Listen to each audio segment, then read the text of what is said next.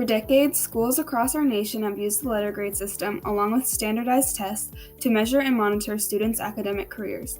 Recently, educators and school administrations have begun to discuss whether the system is effective or if an alternative method should be considered.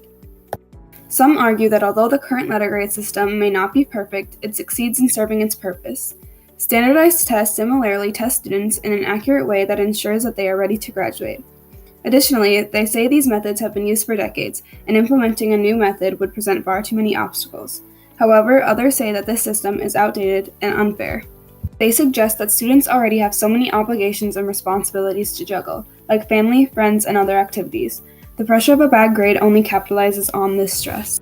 The article, Will Eliminating the F Eliminate Bad School Design, also discusses how students simply don't have enough time to learn the material.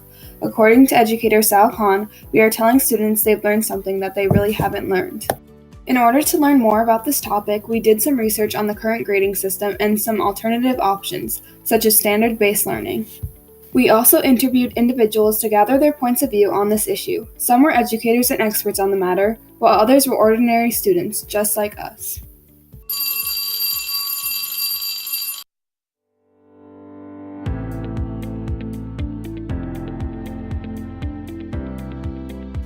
The question of whether or not students are benefiting from the current grading system is on the rise. Therefore, we asked a couple of experts their opinion on the topic.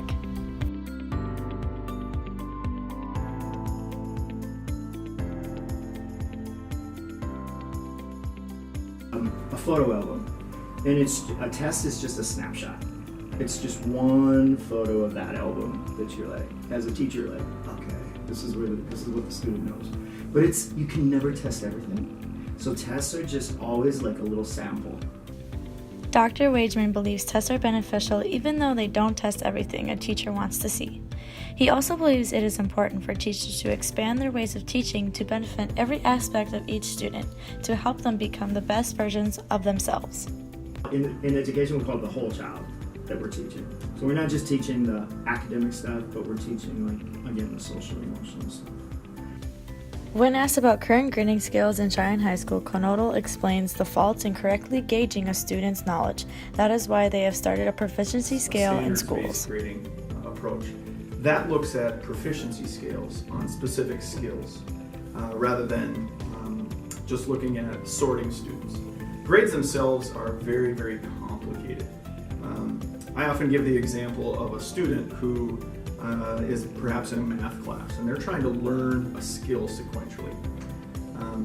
So student A goes from a 60% to a 70% to an 80% to a 90% to a 100%. Now, in a general system, the way the system typically works, a teacher would probably average out those 5 and the student gets a 75%. But on a proficiency scale, that student didn't know it at the beginning and has mastered it at the end. On a proficiency scale, that student should be getting an A. They have now learned it. It may have taken them a little bit longer and maybe they started at a lower point. Conversely, let's look at student B. They started at 100. They knew the information they needed to go into the unit, but now the student went from a 100 to a 90 to an 80 to a 70 to a 60 on the summative. Those same 2 students in the traditional model will average a 75%. They are getting the same grade. But student A knows the material and student B has not mastered the material. And unfortunately, in a system like we have right now, we can only give them 1 grade. And that seems to be a big, big problem with how we're trying to figure out what students actually know and are able to. From conversing with Dr. Wageman and Mr. Conodal on current grading systems, they provided insightful information on tests and current changes like the proficiency grading scale being added in.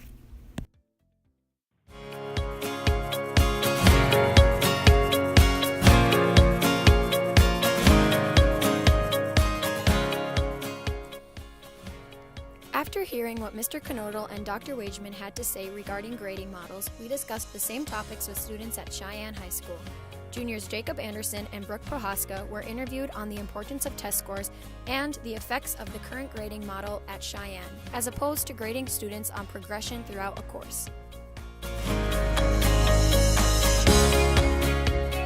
Students only learn for that test, and then once they've taken the test, they forget everything that they have just learned because they don't think it's important to retain the information. They just want to get a good grade. I think that test scores are super important just because that's what colleges do look at when you apply. You're just taking the class for the grade. You're not taking it to benefit yourself, because a lot of the classes that you might have to take aren't going to do anything with your future. I definitely think that grades should be based on a student's progress, because it's unfair to grade everybody to the same standard, especially when they start in different places. So students who struggle at the beginning of the year, if by the end of the year they have made it up to average, I think that's a lot better than a student staying average the entire year, even though they're still getting A's. Yeah, I think that it would be beneficial to grade on progression, because then you know that the students are actually learning and they're not just reading over the material enough to take a test on it and move on.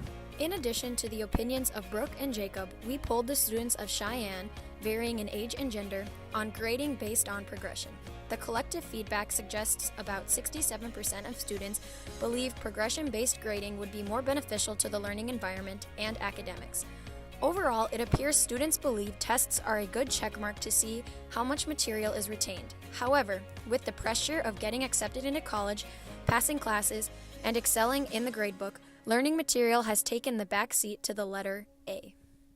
A Washington article stated that they're moving toward not using an F to keep students motivated. Their idea is a grade based largely on instructional hours spent in class. Many teachers have to move on from lessons whether students know the materials or not. By the time students are 18, less than half are college ready. Even getting a 70% on a test, they should still learn the materials, but instead the teacher moves on. By doing this, it makes the students unprepared for colleges. Test scores do not reflect students' individual process.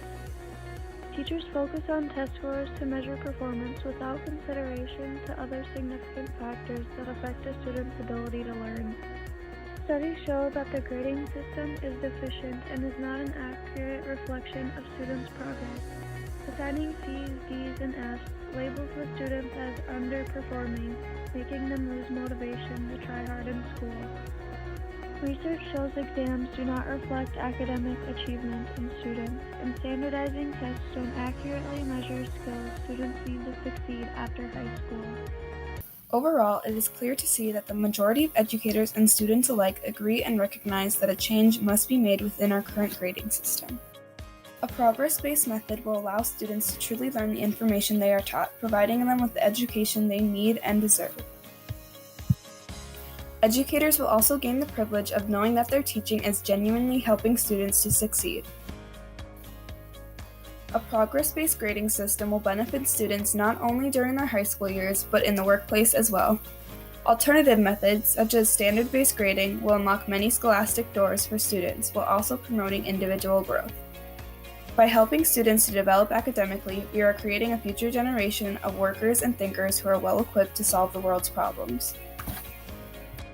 Now it is up to us, the students, to push for change in our schools. This is our education, so we must decide what we want that to be.